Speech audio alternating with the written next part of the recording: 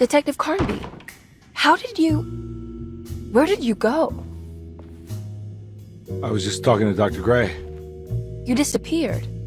No, it's not what you think. Have you found anything strange going on here? Yes. Everyone is being incredibly evasive and I can't figure out why. No, I mean something you can't explain. Paranormal, even. Detective, I really need you to get yourself together. I can't do this alone. Forget it. I'll figure it out. Do you want to come see Dr. Gray? No, I want to try something. With this talisman, I think I can follow Jeremy to the place he mentioned in the book. What was the name? Do you remember something Spanish? Teroea. Yeah, that's where I need to go. Detective, are you gonna be all right? Yeah, of course. Go talk to Dr. Gray. We'll rendezvous later.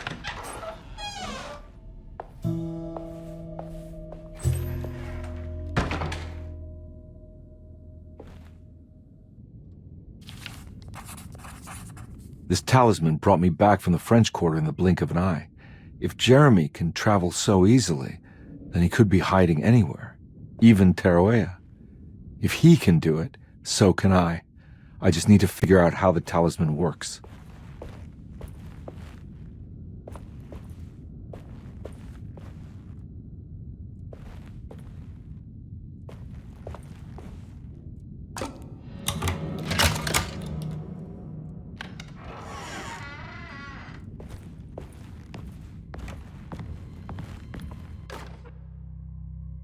Saw your notice in the boiler room. You should know Mr. Chance won't be coming back. I got no business being in there myself, but you can take a valve from the wine cellar if you want to try to stop the steam pouring out. Be careful.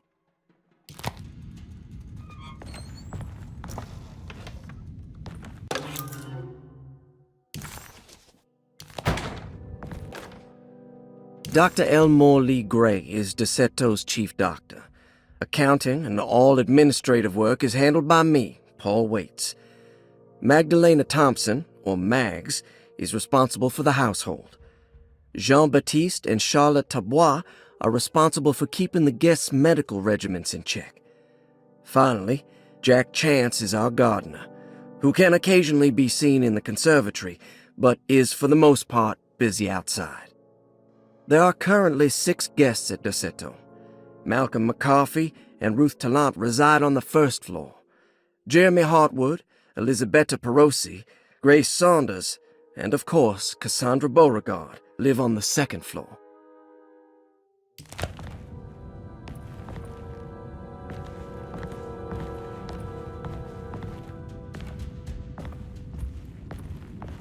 I need the key.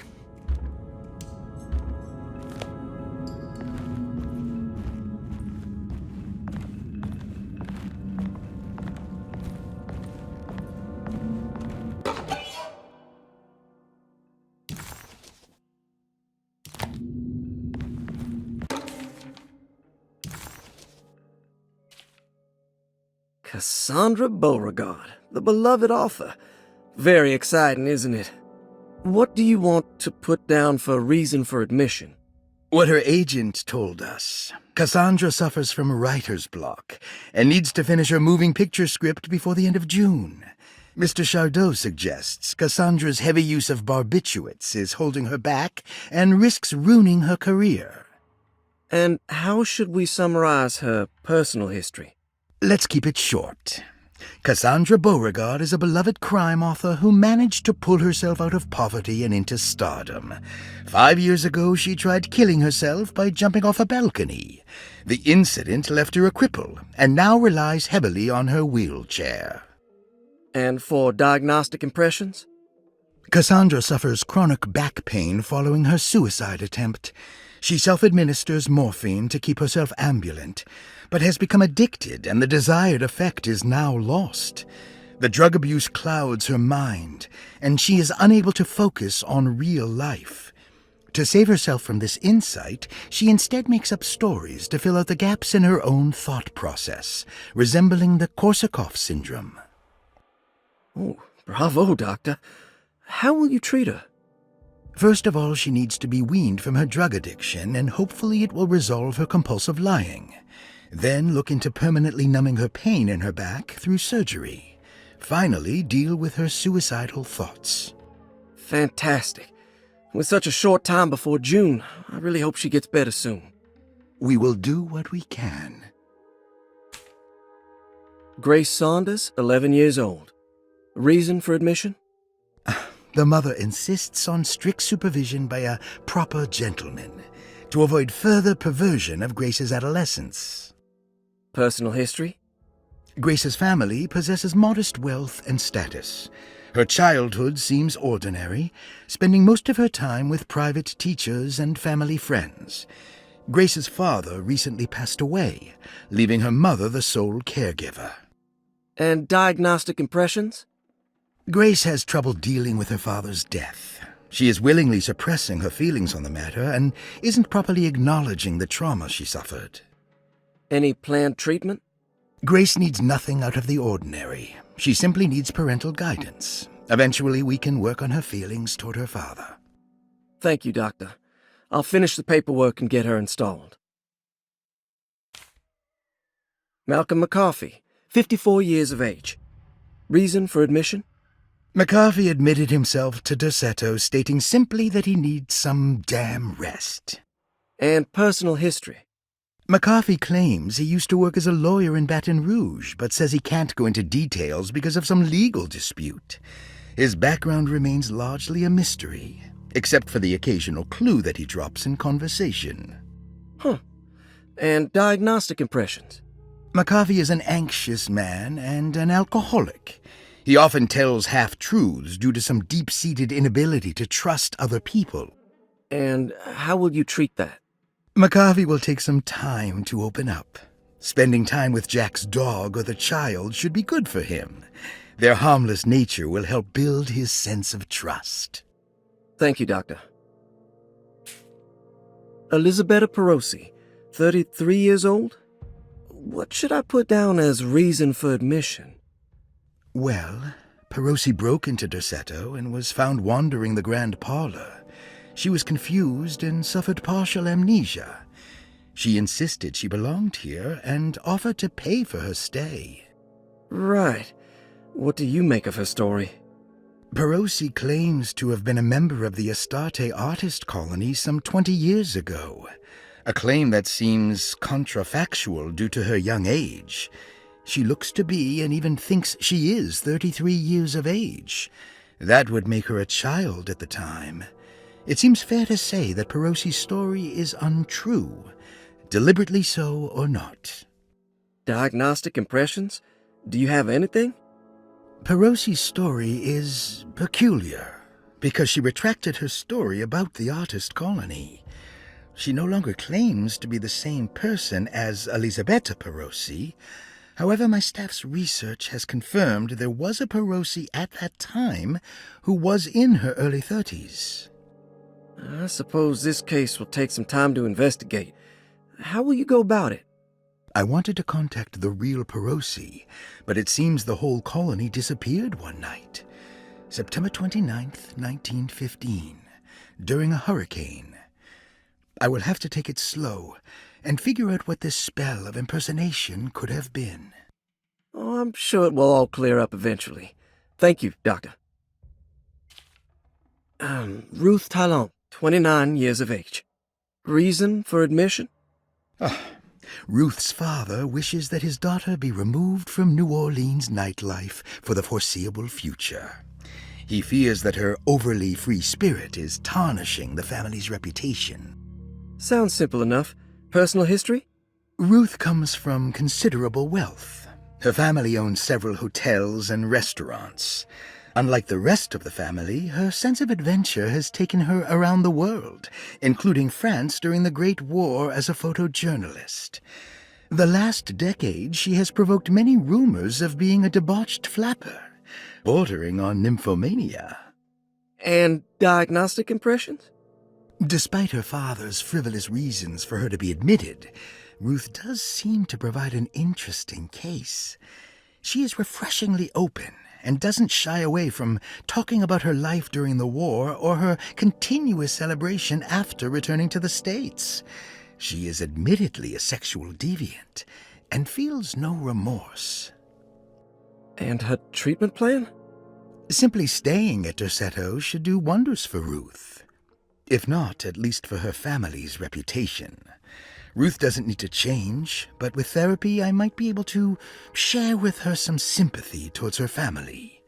I doubt she will settle down and become as dull as the rest of them, but at least she might try to be more discreet in the future. Looks like all the patients are accounted for, except for Jeremy. There's no way I can get into this thing. Better leave it alone.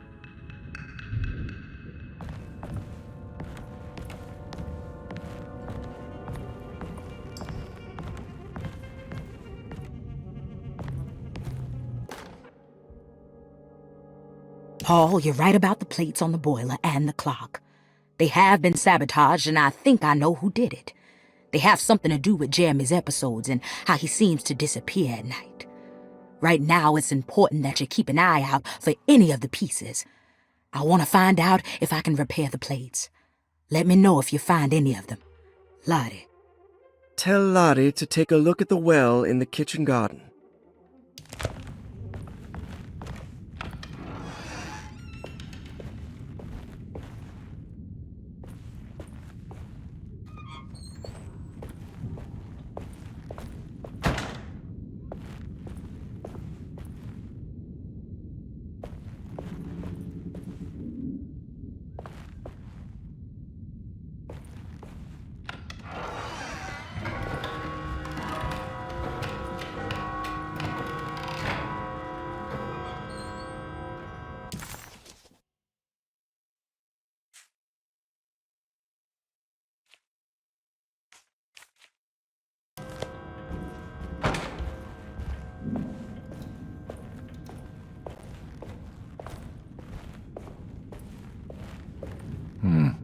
I need the key.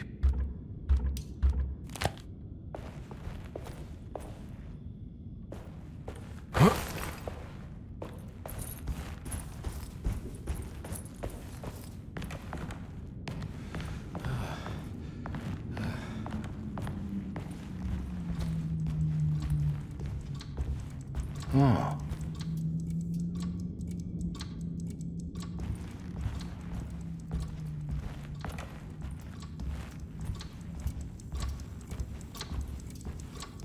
It's stained. Looks like some kind of rot. This must be the clock that Jeremy wrote about in the commonplace book. Huh. Looks like the plate that held the talisman in the seance room. But it's broken and missing some pieces.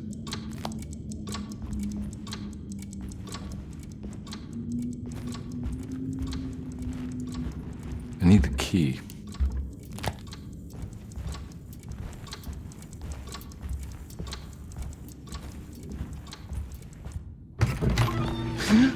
Yeah, sorry, Detective. Didn't mean to obstruct justice or anything. That's fine.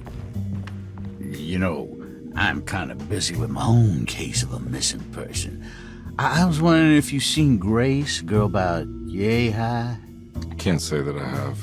Why are you asking? Well, I'm looking for her. Is she in trouble? No. She's just hiding somewhere. But we can't have a rascal like that running around unchecked at a time like this, you understand? Well, I haven't seen her. Well, let me know if you find her. I'll be around. I'll keep an eye out for your man, Jeremy. You scratch my back, Detective, and I'll scratch yours.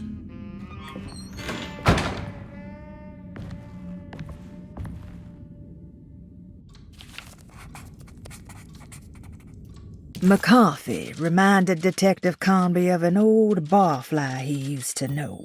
He detested him. There was no getting around it. McCarthy was going to have a hard time getting on his good side.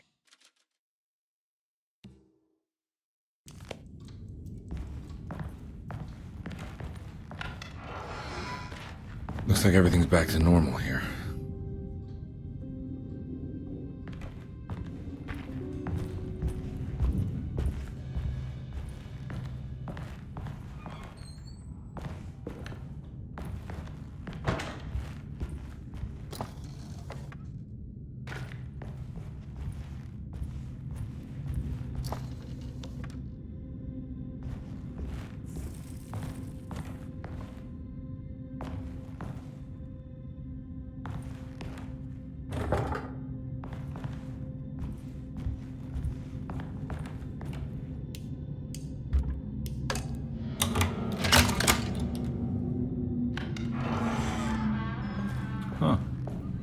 eccentric.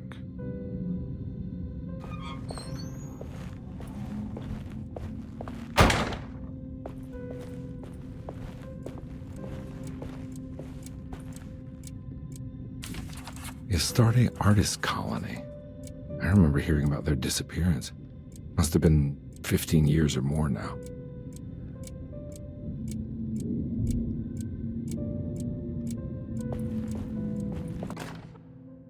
Will I need to remember how to get them out again? They are locked up for good reason. I am sure she is still able to whisper the answer in the ears of the wrong people.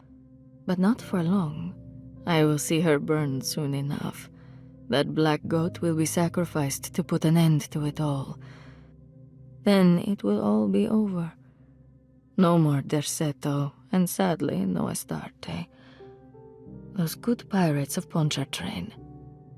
May you still sail the lake, until you find the shores of Hali.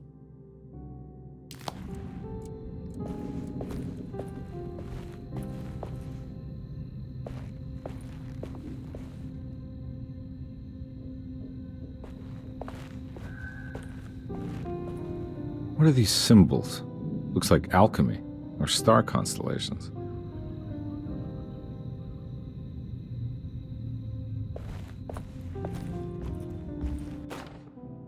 I did it! I crossed the thresholds to my intended destination without a focusing device. My talisman now knows these roads, and I have no need for the plates. I can find my way to Lafayette as easy as I find my own room. I visited the grave of my father and seen the oven waiting for me. Thank you for opening these doors. I now must summon my courage and go back to that hateful mound outside the oil rig. I hope you'll be feeling better when I return. Jeremy.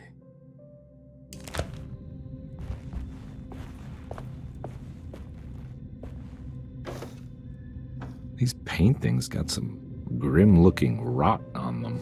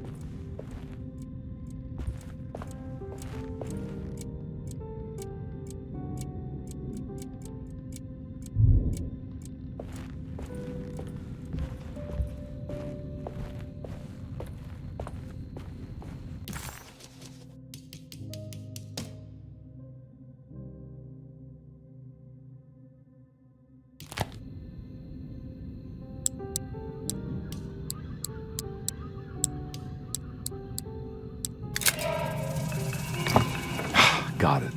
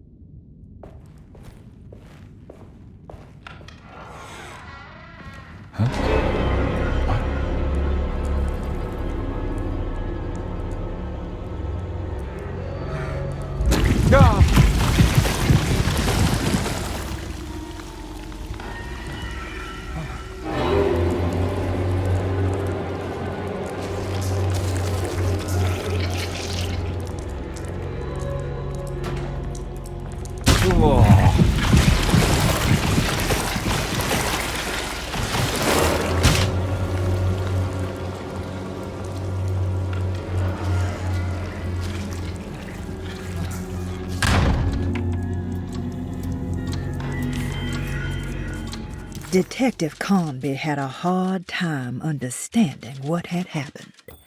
It did feel similar to when he was pulled into the French Quarter, but with less power and purpose. Did he cause this, or was it something else? What happened? Everything's normal again? Right.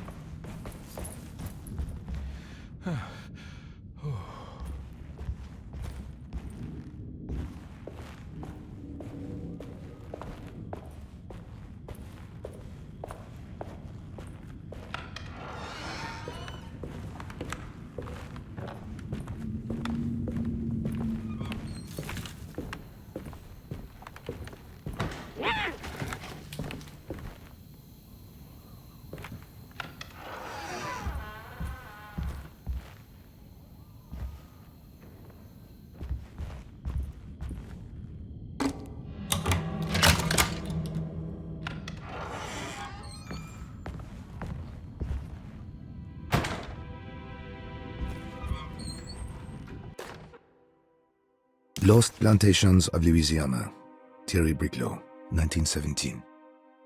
Derceto was a small plantation on the eastern shore of Lake Pontchartrain. The land was considered difficult for industry and was sold for only $30 to Elijah Pickford in 1818. Pickford employed hundreds of workers from nearby New Orleans to clear the woods and build a small plantation mansion facing the lake with a striking Greek Revival temple facade. Derceto kept a modest production of Perique tobacco and indigo that persisted up till the Civil War. During the antebellum era, Derceto was the source of many rumors concerning voodoo and witchcraft. People who traveled the lake reported seeing people dance at night in front of bonfires, bleating and wailing. On June 17, 1862, Captain J.W. Norton of the Union Army recounts leading a raiding party from ships anchored in Lake Pontchartrain in order to seize control of Derceto and free the slaves working there. The captain was surprised to find the workers fighting back with unprecedented zeal. Norton's account describes these men and women as enraged with fanaticism. Pickford reportedly tried to placate the raiders, but was shot in the confusion. Captain Norton left the mansion burning and retreated to his ships with his men. Derceto was left in ruins for several decades. The ownership of the land was long disputed and returned to the Ledoux family in 1901. Several police reports were filed during the following years as the Ledoux tried to get rid of a camp of squatters on their land. The police made several visits to remove the trespassers, but the people kept returning. On November 1, 1907, Inspector Legras of the police charged a deadly attack in order to save several children kidnapped by the squatters. Many were killed, and even more were jailed. The following year, Ledoux rebuilt Derceto, incorporating the surviving stone foundation and adding a magnificent wrought iron conservatory.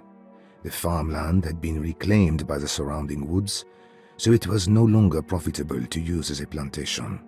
Instead, the house was turned into an artist's colony. The Astarte Artist Colony was a successful group of artists, including figures such as painter Heinrich Cassel and poet Nora Keith. The group was also known for their beloved Mardi Gras crew called the Pirates of Pontchartrain.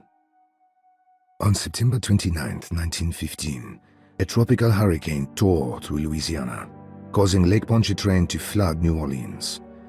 Due to the remote location of Derceto, it took almost 2 weeks for outsiders to learn that the artist's colony was abandoned. The 12 residing artists had all vanished without a trace. The empty mansion of Derceto still stands on the shore of Lake Pontchartrain, with much of its temple facade intact. The Ledoux family currently has no intention of repairing the house.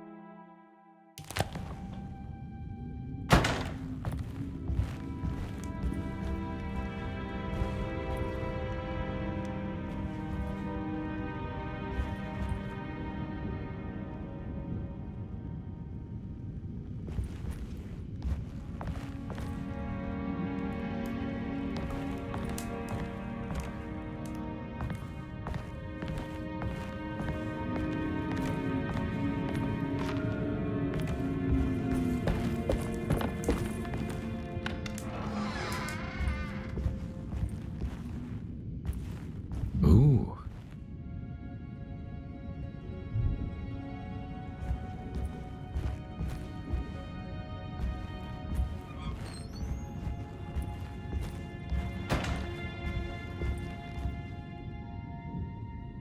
It's wedged shut.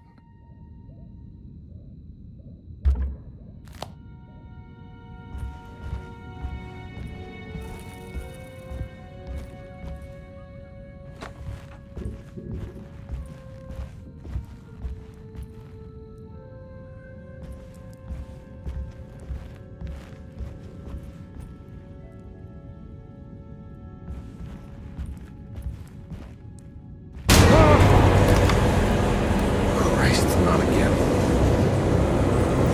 Now what do we got here?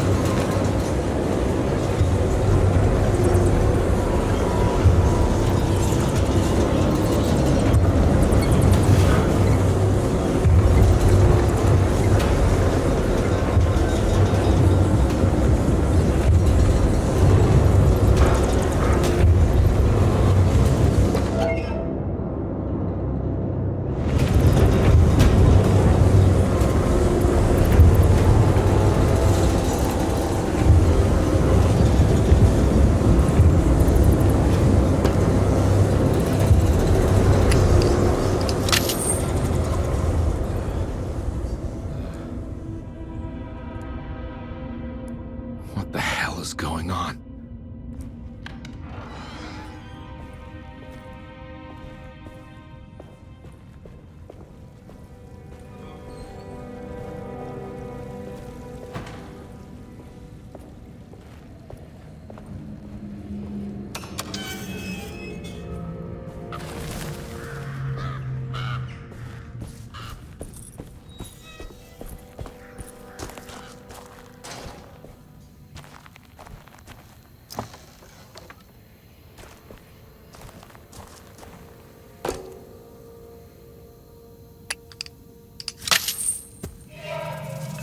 Got it.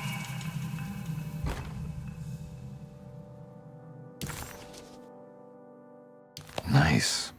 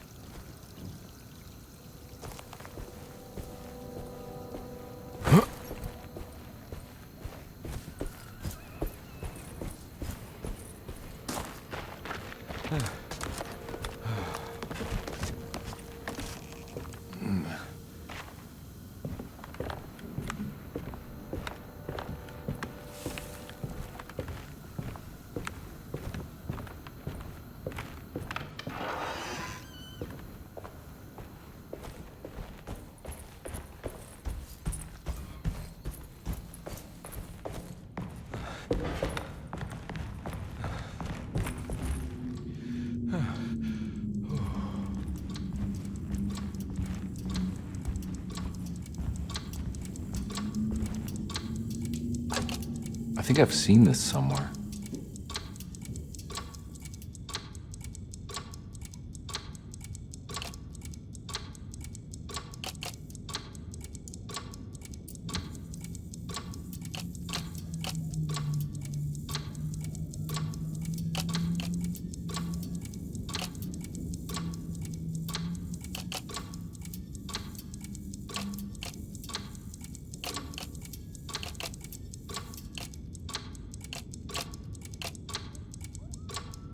There was something in the commonplace book about this.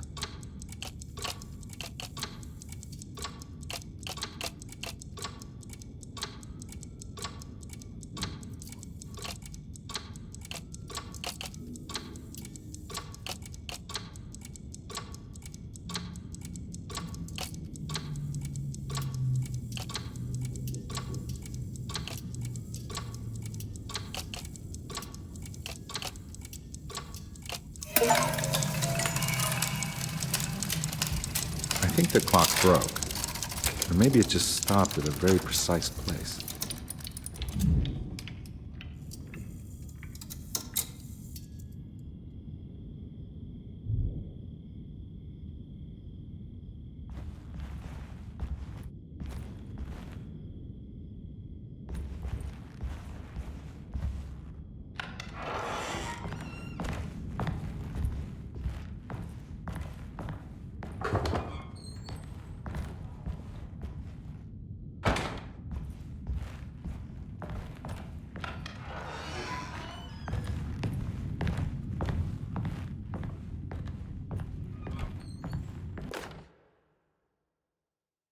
Emily's here.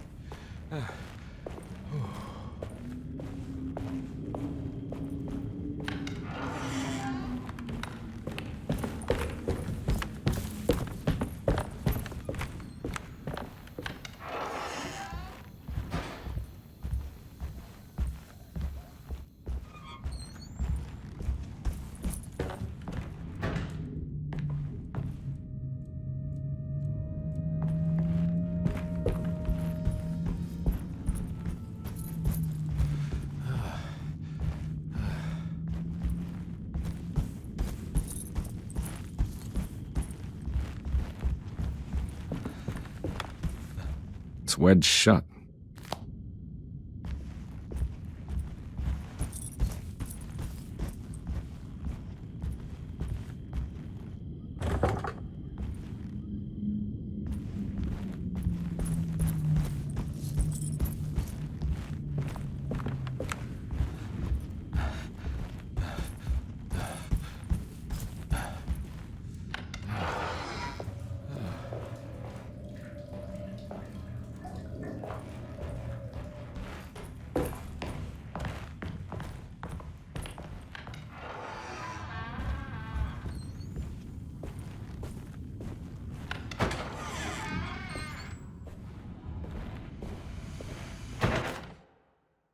You know, Mr. Waits, I saw a piece of the plate that Liza broke. I think she's been hiding them. She's not very good at it. She just chucked it into the little room with all the tools behind the boiler. I left it there. I didn't want to embarrass her by picking it up while she was looking. We went upstairs instead and played backgammon. I let her win, because she's so unhappy. The piece looked like the one on display in Cassandra's room. You know about that one already, right? Or is your eyesight really that fuzzy? I hope you don't feel bad about your glasses. You only look stupid when you squint. Maybe if you had more eyes, you would see these things. I wish you had all the eyes you needed. Your best and favorite guest, Grace.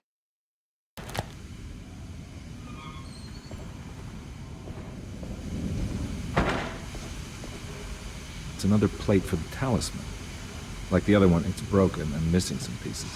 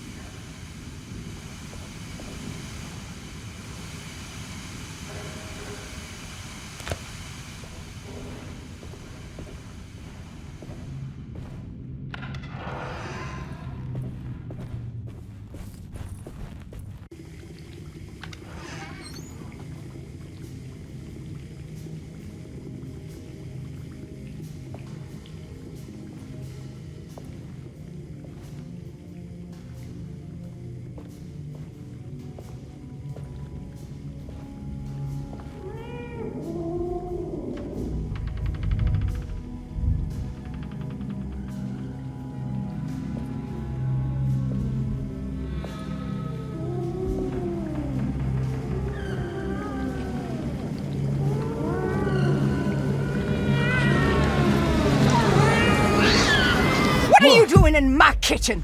I assure you. No, I'm sorry. I promise you. Mr. Hartwood is I was just nowhere looking near my for- kitchen, and neither should you be. Don't make me I didn't kick you mean out to- of this house. Sorry. Now get out! Yeah.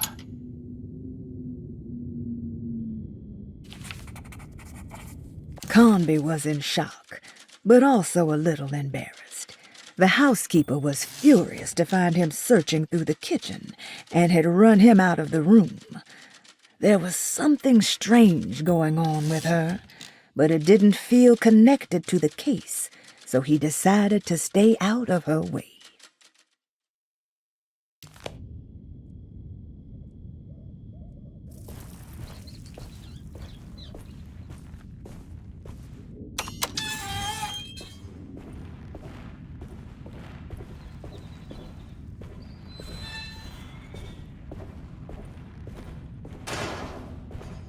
I need the key.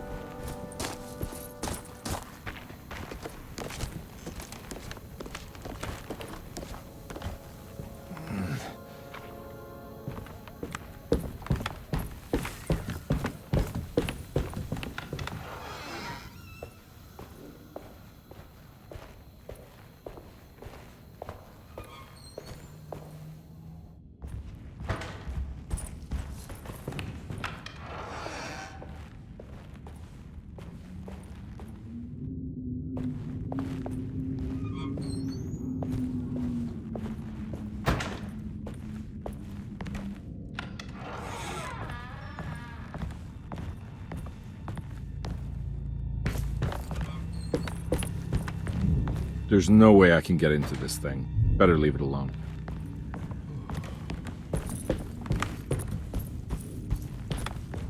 I need the key.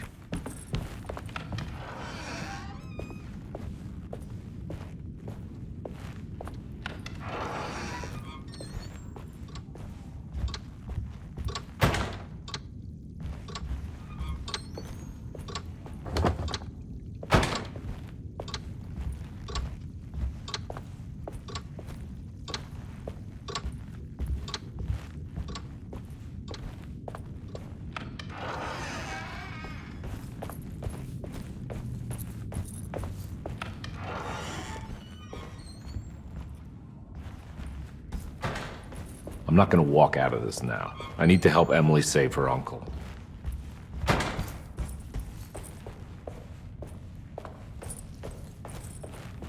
I need the key.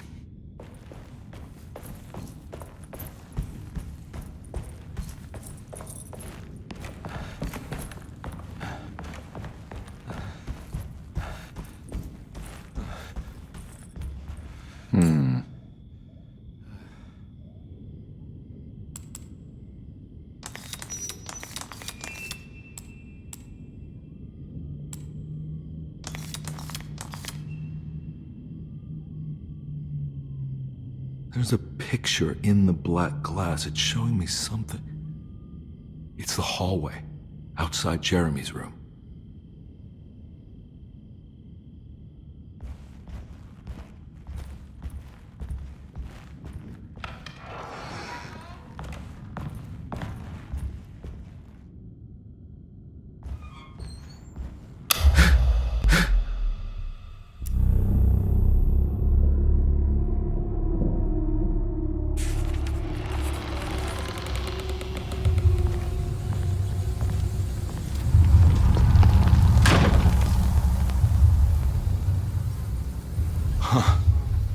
I made it. I entered another one of Jeremy's memories.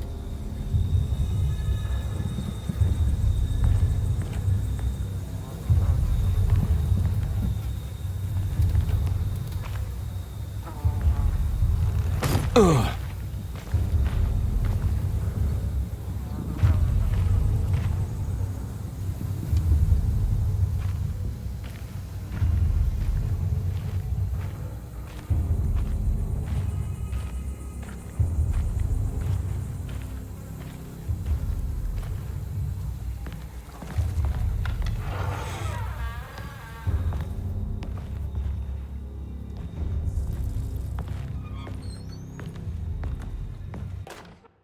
May 1923.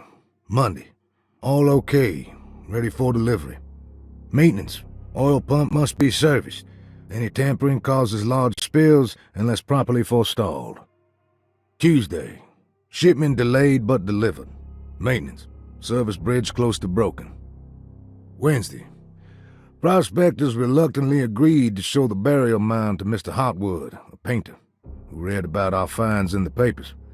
He means to return tomorrow and try to find a way inside. Thursday. Mr. Hotwood's efforts delayed. The workers seemed nervous about his presence. Hotwood promised not to return to the compound. Instead, he has taken up an offer by l'officier, the riverboat captain, who means to pilot him to the site tomorrow morning. Hopefully that's the end, and work can resume. Maintenance. Bridge from the oil tower to the bayou has collapsed. Sabotage suspected. This is the devil that guides us now.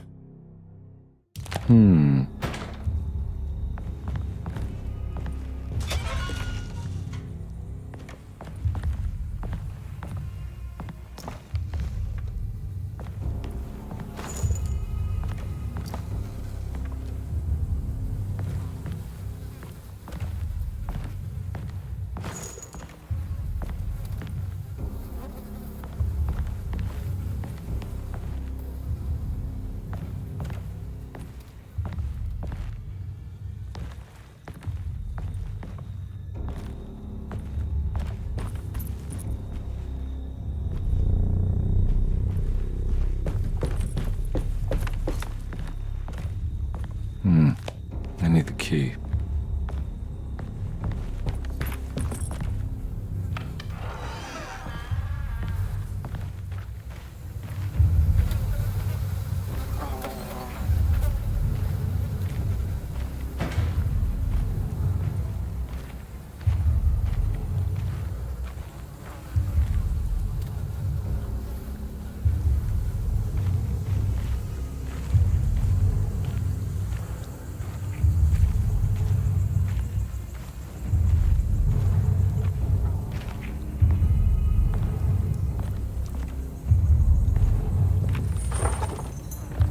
Locked.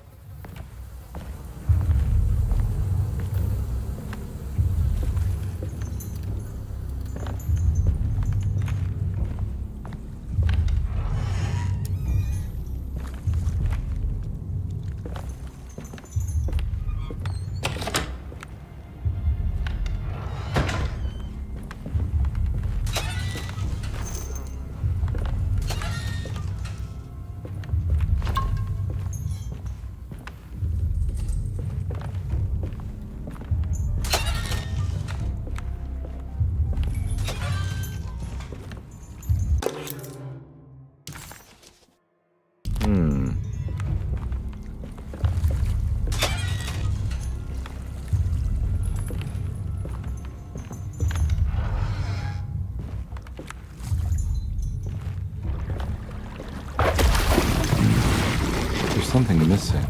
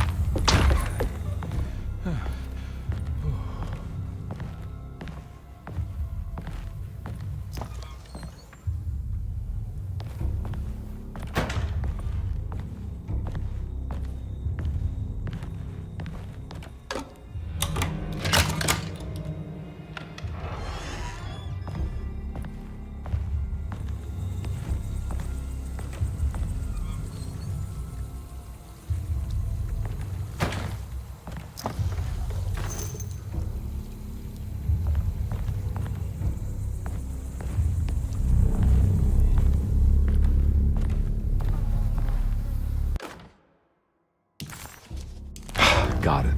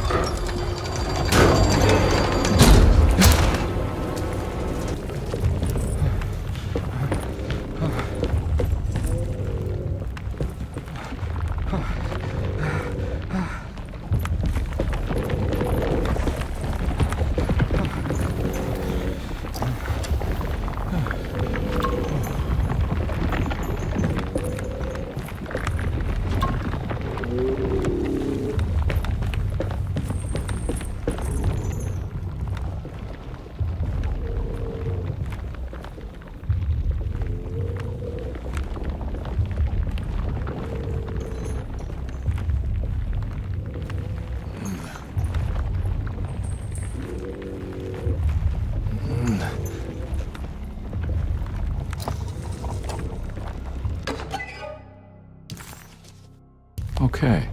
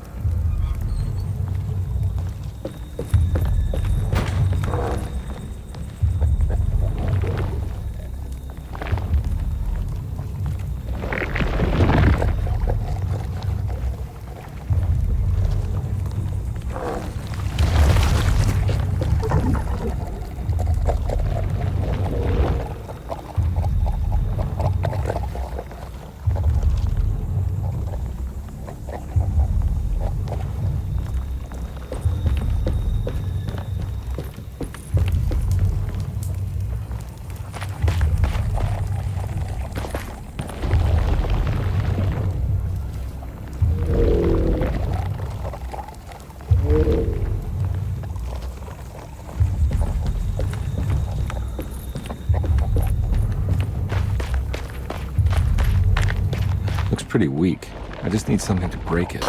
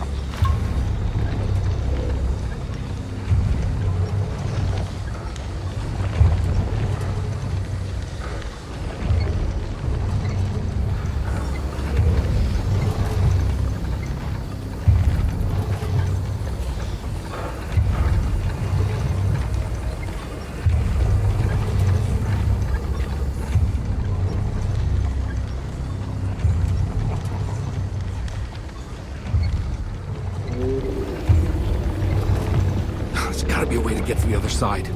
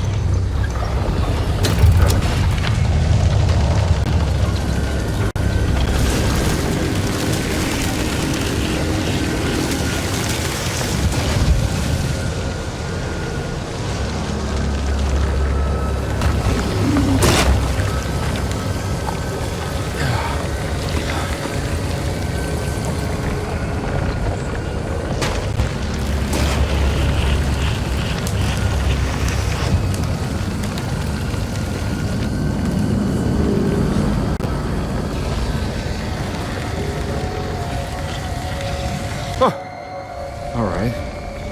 Now what?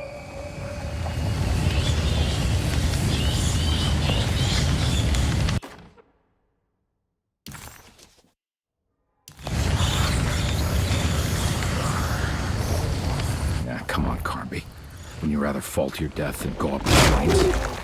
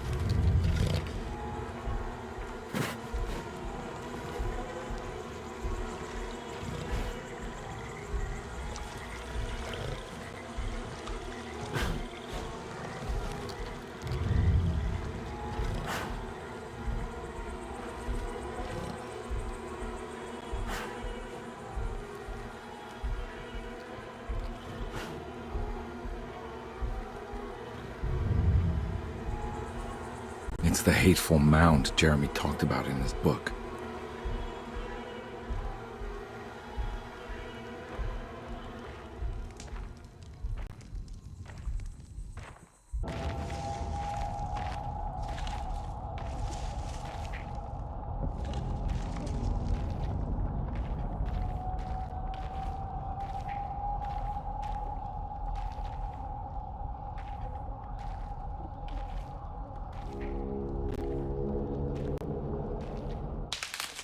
Don't come any closer. I'm armed. Get that thing out of my face. Who are you? What are you doing here? I'm just a detective trying to find something called Teruea. You after Jeremy too? Why? I'm working for his niece. She wants to make sure he's all right. He might be unharmed, but far from all right. He's a curse upon Derceto. Here we go again. Quiet.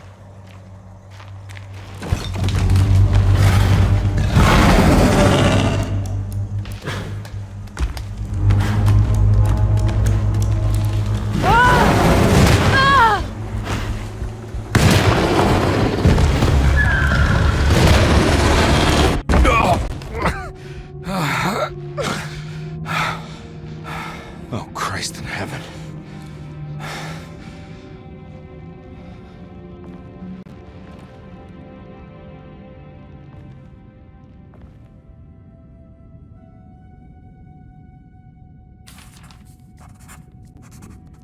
It was a bust.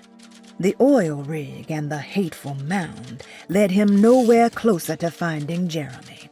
Carnby was sure he had struck gold when he found Jeremy's bag, but it was just a trap set by Lottie, another of Derceto's orderlies.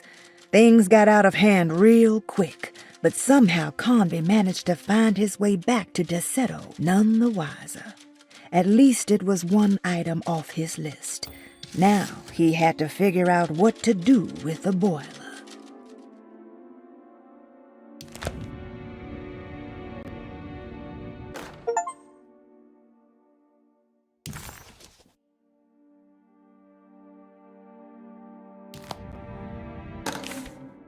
Reflections on the Power of the Verb in Certain Texts by Juan Luis Jorge.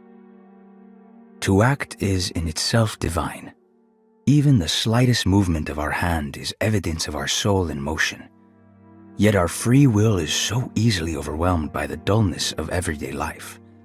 Our actions become rote and rigid, in spite of luxury and comfort. True divinity is found in the choice of leaving the stage where we all perform. People who discover this freedom unexpectedly will be struck by the terror of this revelation and become paralyzed, or worse, turn to suicide. However, if you are able to weather that storm, you will discover that there is a divine path beyond that fear. There is a chance to dismount your destiny and make something new. Something that hasn't been planned for or predestined. There is difficulty in explaining this type of acting as it transcends our everyday choices. This isn't some banal decision choosing one career over the other, or even who I should marry. Leaving the stage, no matter how, isn't a matter of course correction. It's a rejection of the story that the Creator is telling.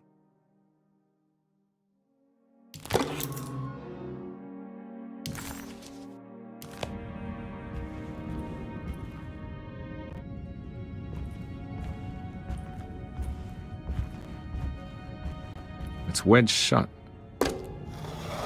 It worked.